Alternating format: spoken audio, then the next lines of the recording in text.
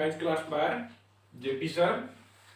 This is class for class 12 students. Topic is probability. पिछले class में हम लोग बेस थ्योरम पर बेस्ट प्रोबेबिलिटी का क्वेश्चन देखे थे। आज हम लोग बर्नौली थ्योरम पर बेस्ट क्वेश्चन को देखेंगे। एक क्वेश्चन है, a coin is tossed 8 times. If x is the number of heads observed, find probability of getting exactly 5 heads. एक कॉइन को 8 बार उछाला जाए या 8 coin is tossed together, 8 coin को एक साथ सिमुल्टेनियसली फेंका जाए, दोनों में एक ही तरह से क्वेश्चन बनेगा। अगर किसी एक्सपेरिमेंट में n ट्रायल किया जाए और किसी घटना का प्रोबेबिलिटी p हो और उसके नहीं होने का प्रोबेबिलिटी q हो, तो उस एक्सपेरिमेंट में r times probability p x r का मतलब हो गया probability of r times of an event. ये होता है n c r p to the power r into q to the power n minus r। ये कहलाता है आपका बर्नौली थ्योरम कहा जाता है। तो इसी थ्योरम पर आधारित ये क्वेश्चन है जिसको हम लोग सॉल्व करेंगे।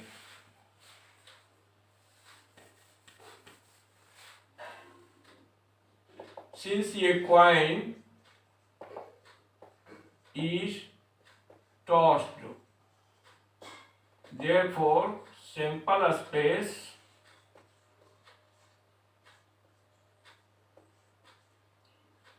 is equal to, sample space क्या बनेगा, हेड और टेल का। तो P हो गया प्रोबेबिलिटी ऑफ गेटिंग हेड आने का probability n E by n S. N E हो जाएगा 1 और एनएस हो जाएगा 2। Q probability of not getting head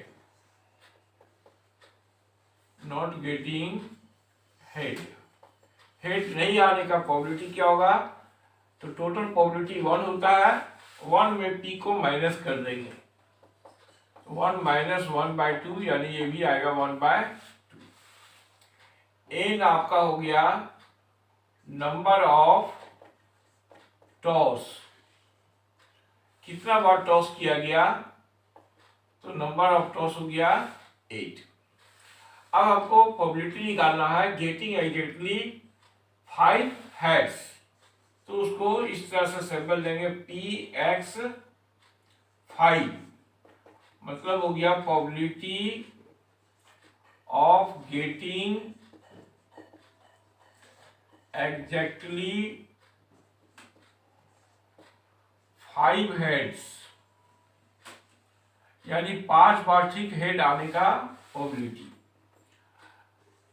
8c5 p to the power 5 q to the power 8 minus 5। अब 8c5 को आप 8c3 समझेंगे।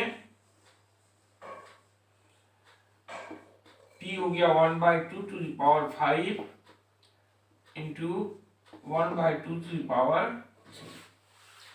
8c3 को ब्रेक कर देंगे, 8 7 6 3 2 1, और ये आगे हो गया 1/2 to the power 8। इसी को सोल्व कर देंगे तो जो आएगा वो आपका आंसर हो जाएगा। 56 इंटू 8 बार करेंगे तो 6 बार में 64 होता है, 7 बार में 128, 8 बार में हो जाएगा 256। ये 4 से कट सकता है,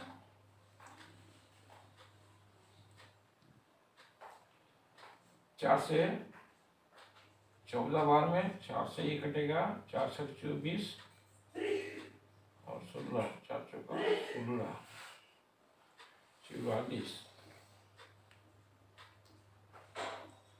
ये मिला आपको 7/20। अगर कहा जाए कि एटलीस्ट 5 टाइम्स निकालिए, तो आप x greater than equal to 5 लेकर आगे बढ़ेंगे, जिसको हम लोग अगले क्वेश्चन में देखेंगे।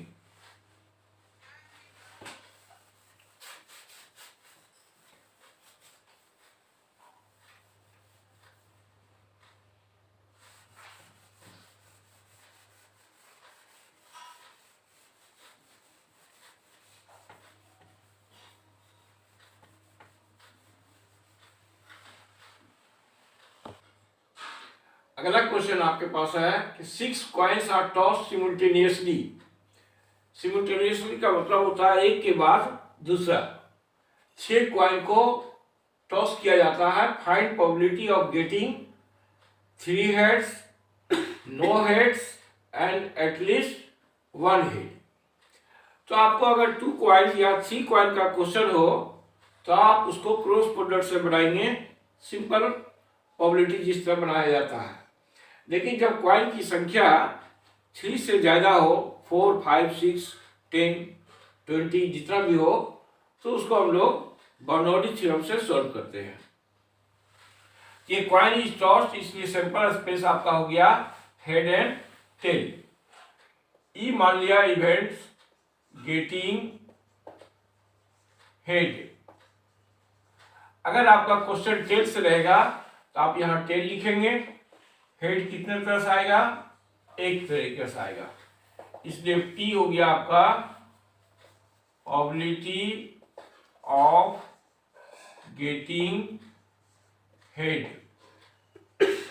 हेड आने का प्रोबेबिलिटी हो जाएगा NE/NS। NE हो गया number of favourable events, E के पक्ष में घटना की संख्या, और NS हो गया total number of events. NE आपका है, ये NE कहलाएगा 1 और ये NS कहलाएगा 2। ये तो आपको पहले से मालूम होगा। तो प्रोबेबिलिटी हो गया 1/2। अब Q निकाल लेंगे, probability of not getting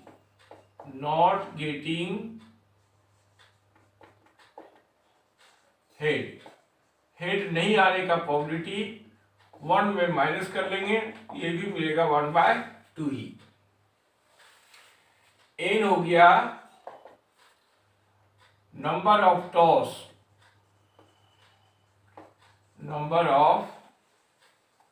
toss, ये कितना है? 6 है।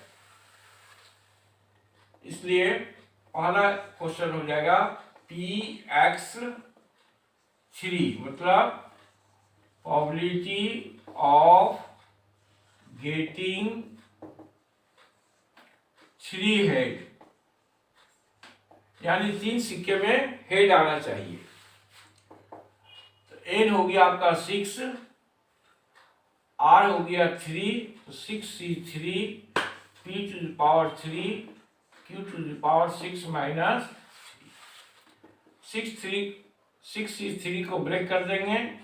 6, 5, 4, 3, 2, 1, 1/2 का पावर 3 इंटू 1/2 का पावर, ये माइनस होके 3 ही आएगा। ये 6 कैंसिल हो गया।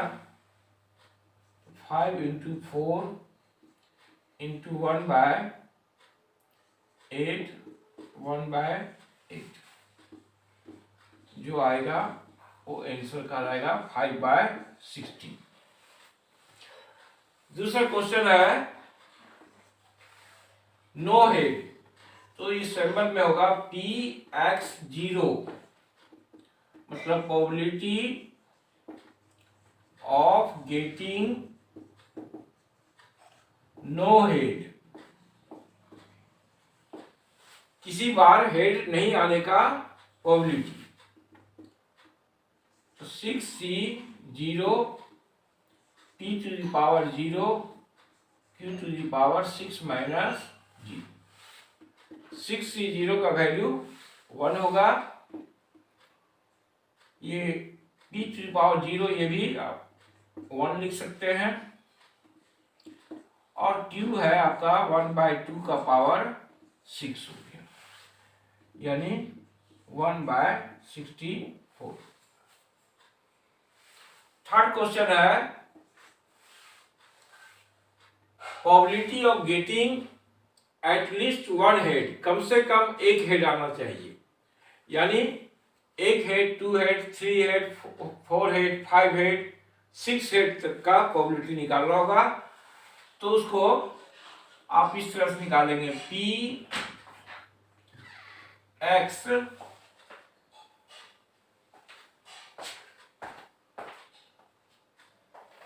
Greater than equal to 1। तो ग्रेटर देन इक्वल टू 1 का मतलब हो जाएगा P 1 माइनस पी एक्स 0 हो जाएगा। इसका मतलब यही कहलाएगा probability of getting at least one head. तो टोटल प्रोबेबिलिटी 1 होता है। 1 में पी एक्स 0 जो ऊपर निकाले हैं उसको आप माइनस कर देंगे,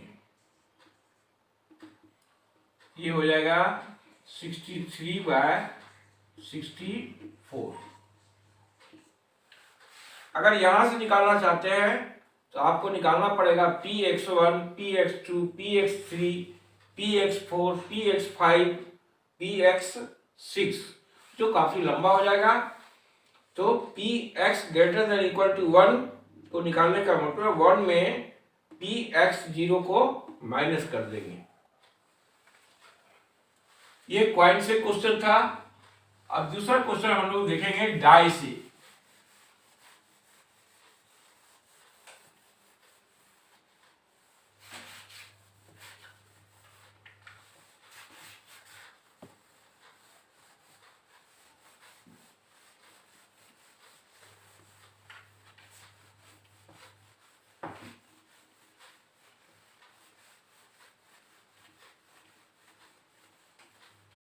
लिखिए लिखिए। अगला क्वेश्चन है, ये डाई इज थ्रोन 5 टाइम्स। अगला क्वेश्चन है, ये डाई इज थ्रोन 5 टाइम्स। एक पासे को 5 बार फेंका जाता है। If getting an odd number is a success, अगर विषम संख्या आने की घटना को सफल माना जाए, सक्सेस माना जाए, find probability of getting exactly 4 success, यानी ठीक 4 बार सक्सेस होने का प्रोबेबिलिटी निकालिए। और उसी में दूसरा क्वेश्चन है कि एटलीस्ट 4 सक्सेस, यानी कम से कम 4 बार सक्सेस होने का प्रोबेबिलिटी क्या होगा। चूंकि ये डाई इज टॉस्ड, ये डाई इज टॉस्ड या थ्रोन, तो सिंपल स्पेस आपका हो जाएगा 1 2 3 4 5 6 से बना सेट। क्यों? क्योंकि आप जानते हैं कि पासे में यानी डाई में 6 फेस होता है, 1 से लेके 6 तक। तो ये एनएस हो गया, n S total number of events, total number of events, ये आपका हो गया 6। अब ई मान लेंगे getting odd number. Odd number आने की घटना को ई मान लिया गया। तो ओड नंबर कितने तरीके से आ सकता है, 1 के आने पर ओड होगा, 3 के आने पर ओड होगा, 5 के आने पर ओड होगा। तो 1 3 5, ये आपका एनी हो गया number of favourable events, number of favourable events, favourable events की संख्या हो गया 3। P P हो गया प्रोबेबिलिटी ऑफ गेटिंग सक्सेस, मतलब probability of getting odd number. Odd number को सक्सेस कहा गया। ये हो जाएगा एनी बाय एन एस, 3/6 यानी 1/2। क्यू हो जाएगा probability of not success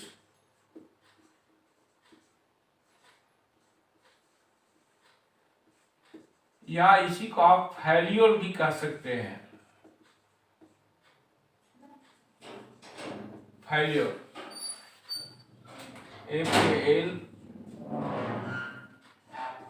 FALOURS, failures, fail होने का प्रोबेबिलिटी। तो 1 - 1/2, ये भी हो गया 1/2। n हो गया नंबर ऑफ ट्रायल,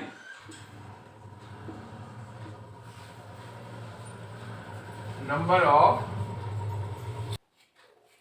n आपका है number of thrown, number of thrown हो गया 5।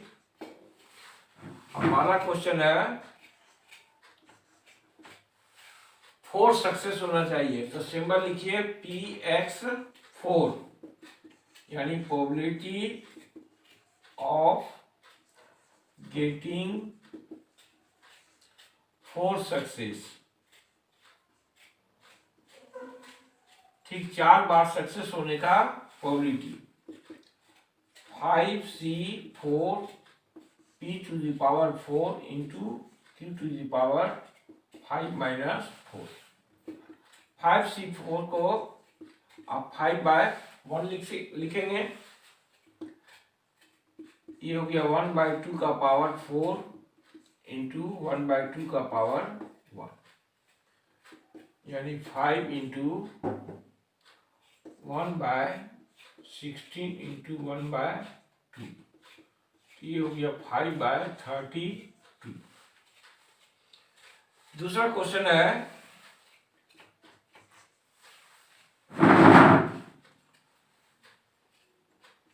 P probability of getting at least 4 success. At least का मतलब ग्रेटर देन इक्वल टू लेंगे 4। प्रोबेबिलिटी ऑफ एटलीस्ट 4 सक्सेस, कम से कम 4 बार सक्सेस होने का प्रोबेबिलिटी। तो इसका मतलब हो जाएगा PX4 प्लस PX5। चूंकि टोटल थ्रोन 5 है, इसलिए प्रोबेबिलिटी X4 का निकालेंगे प्लस X5 का निकालेंगे। अगर 6 टाइम रहेगा तो इसी तरह से आप उसको बढ़ाते जाएंगे। ये हो जाएगा 5C4 1/2 का पावर 4 इंटू 1/2 का पावर 5 - 4। ये हो जाएगा 5C5। आप सीधे Q का पावर या 1/2 का पावर 0 इंटू 1/2 का पावर 6 लिख सकते हैं। इसी को थोड़ा सोल्व करेंगे।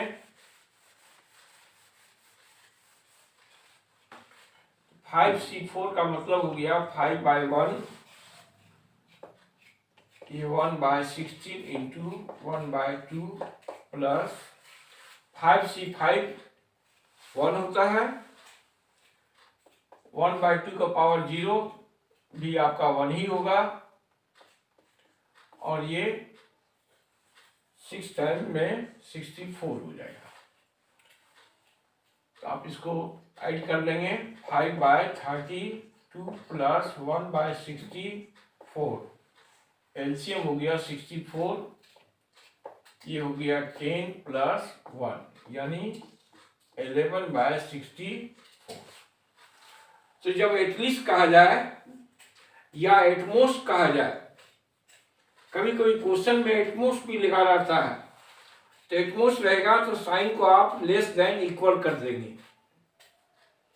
Less than equal 4। अब लेस देन इक्वल 4 का मतलब आपको x0 लेना है, x1 लेना है, x2 लेना है, x3 लेना है, x4 लेना है। तो क्वेश्चन 3 तरह से आता है, एक आपका एग्जैक्टली, एक एटलीस्ट और एक एटमोस्ट करके रहता है।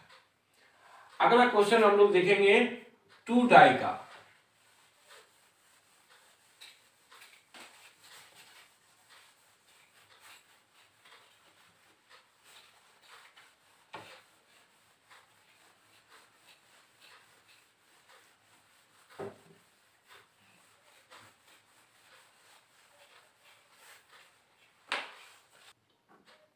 अभी हम लोग क्वेश्चन देखें एक डाई का। अब अगला क्वेश्चन आपके पास है, ये पेयर ऑफ डाइस, यानी 2 डाइस को एक साथ उछाला जाता है 7 टाइम्स, 7 बार उछाला जाता है। If getting a total of 7, जो नंबर आएगा उस नंबर का टोटल 7 होना चाहिए, यानी सम योगफल 7 होना चाहिए, और उसको माना गया सक्सेस, सफल। Find probability of getting exactly 3 success. तो आपको प्रोबेबिलिटी निकालना है ठीक 3 बार सक्सेस होने का, और उसी में दूसरा क्वेश्चन है किसी बार सक्सेस नहीं होने का, नो सक्सेस का। तो सिंस ये pair of coins, pair of coin नहीं, डाइस इज थ्रोन, एक जोड़े पासे को फेंका जाता है, तो सैंपल स्पेस आप जानते होंगे कि एक पासे को फेंकने से जो सैंपल स्पेस बनता है उसी का क्रॉस प्रोडक्ट लिया जाता है। ये आप 11 में पढ़ चुके होंगे, जिसमें 36 पेयर होगा, यानी एनएस आपका हो गया 6 × 6 36 हो गया टोटल नंबर ऑफ इवेंट्स।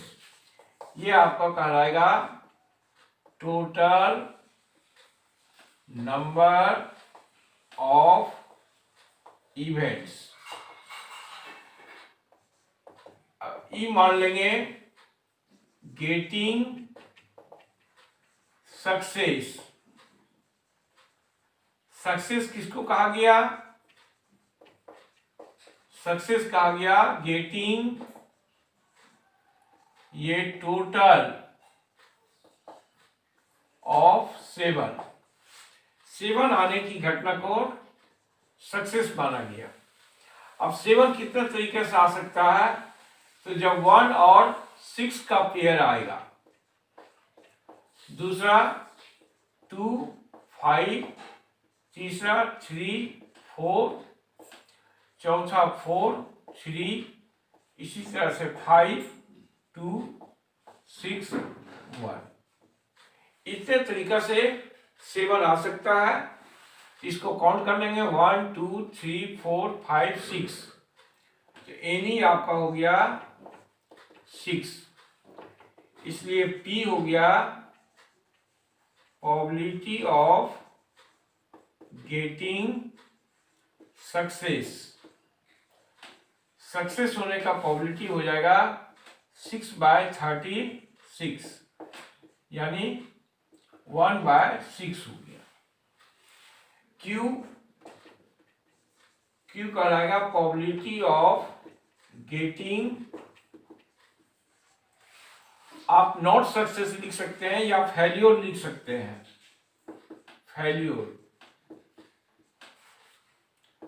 तो 1 - P यानी 1 - 6, ये आपको मिलेगा 5/6।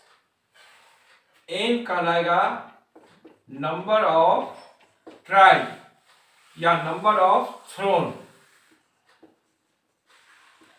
कितने बार फेंका गया, तो क्वेश्चन में है 7 टाइम्स फेंका गया।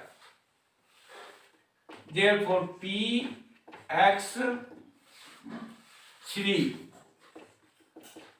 Px3 सिंबल है प्रोबेबिलिटी ऑफ गेटिंग 3 सक्सेस, 3 बार सफल होने का प्रोबेबिलिटी।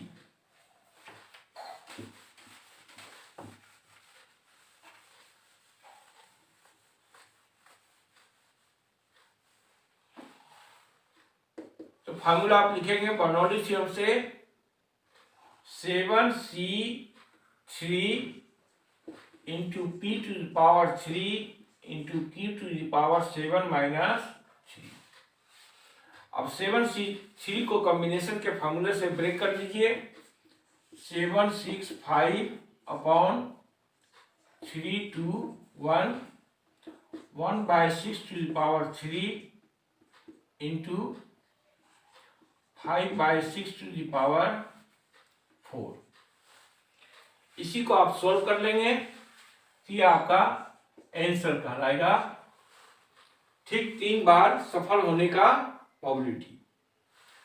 दूसरा क्वेश्चन इसी में दिया गया है probability of no success. No success का मतलब है x0 का प्रोबेबिलिटी निकालेंगे। प्रोबेबिलिटी ऑफ नो सक्सेस यानी 7 बार में किसी बार सक्सेस नहीं होने का प्रोबेबिलिटी। तो फार्मूला हो जाएगा 7c0 p to the power 0 into q to the power 7 minus 0, या आप direct q to the power 7 भी लिख सकते हैं। 7c0 का मतलब हो गया 1, ये p का पावर 0 ये भी आपका 1 ही कहलाएगा, और ये q यानी 5/6 का पावर 7। तो आंसर हो गया 5/6 का पावर 7। आप उसको 7 बार मल्टीप्लाई करना चाहेंगे तो मल्टीप्लाई करके लिख सकते हैं। तो इस तरह से क्वेश्चन हो गया 2 डाइस का।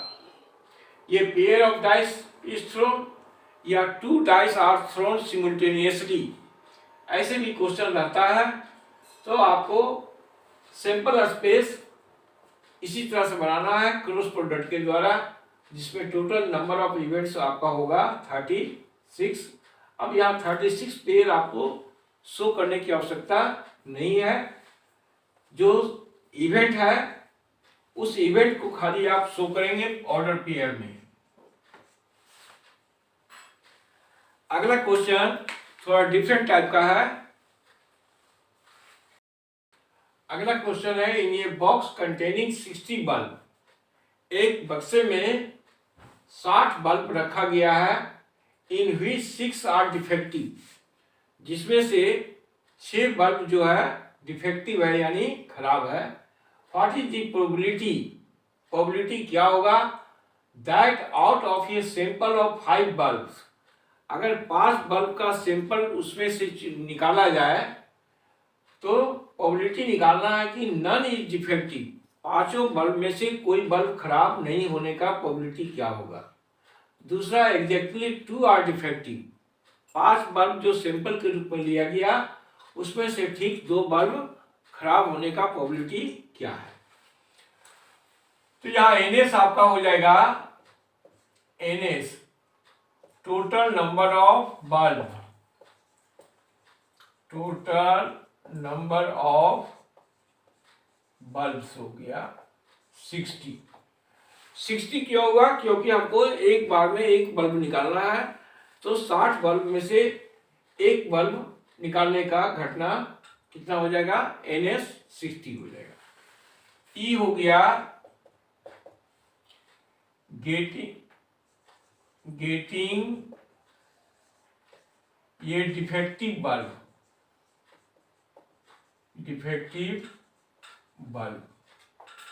खराब बल्ब निकालने की घटना को E मान लेंगे। तो NE क्या होगा, एनी हो जाएगा number of defective bulb, number of defective bulbs. बक्से में जितना डिफेक्टिव बल्ब की संख्या है वही आपका क्या बन जाएगा, एनी कहलाएगा। तो नंबर ऑफ डिफेक्टिव बल्ब आपका 6 दिया गया है। P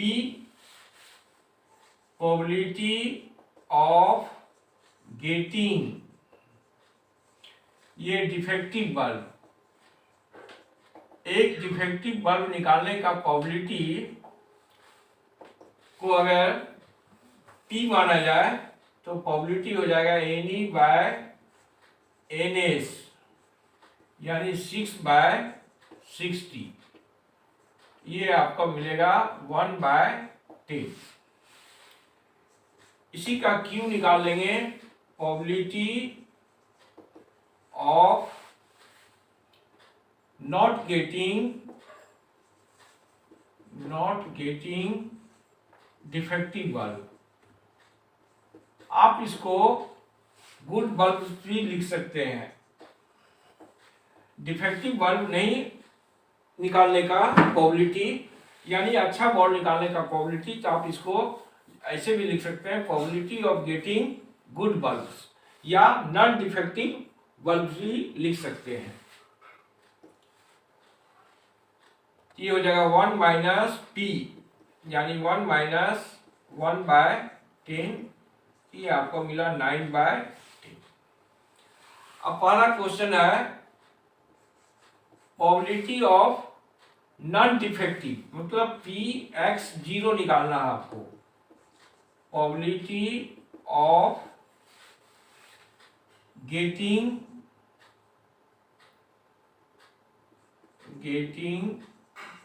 नॉन डिफेक्टिव, कोई बल्ब डिफेक्टिव नहीं होना चाहिए। एन हो गया आपका, आप एन यहां लिख लें। एन हो गया number of defective bulb, number of bulb in sample. Sample कितने का लिया गया था, तो सैंपल लिया गया है 5 का, यही आपका एन हो जाएगा 5C0 Q⁵ 5। आप डायरेक्ट ये भी लिख सकते हैं, या अगर P लिखना चाहेंगे तो P का पावर 0 लिखेंगे। 5C0 का मतलब 1 हो गया, Q आपका है 9/10⁵। यही आपका आंसर हो जाएगा 9/10⁵। आप इसको ब्रेक करना चाहेंगे, 9 को 5 बार लिख के मल्टीप्लाई कीजिए, 10 को 5 बार लिख के मल्टीप्लाई कर देंगे। सेकेंड क्वेश्चन है probability of getting exactly 2 defective. तो 2 डिफेक्टिव का सिंबल हो जाएगा Px2। Probability of exactly 2 defective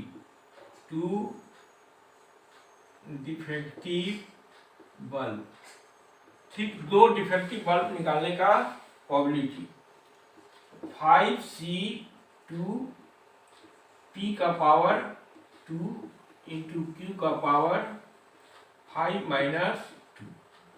इसी को आप सोल्व कर देंगे, 5 × 4 2 × 1, P आपका हो गया 1/10⁵2, और ये हो गया 9/10⁵। इसी को सोल्व कर लेंगे, ये आपका सेकेंड क्वेश्चन का आंसर मिलेगा। इस तरह से आपने कुछ प्रॉब्लम को देखा जो बर्नौली थ्योरम पर आधारित था। आपको बोर्ड एग्जाम में या तो बेस थ्योरम से क्वेश्चन आएगा, या कंडीशनल प्रोबेबिलिटी से आ सकता है, या फिर बर्नौली थ्योरम से आ सकता है। प्रोबेबिलिटी में आपको बोर्ड में 11 मार्क्स का क्वेश्चन पूछा जाता है, एक 1 मार्क्स का, एक 4 मार्क्स का और एक 6 मार्क्स का। तो आपको कोर्स के अनुसार बताया जा चुका है, आप इसे प्रैक्टिस करें। अगले क्लास में हम लोग मिलेंगे 3 डायमेंशनल ज्योमेट्री के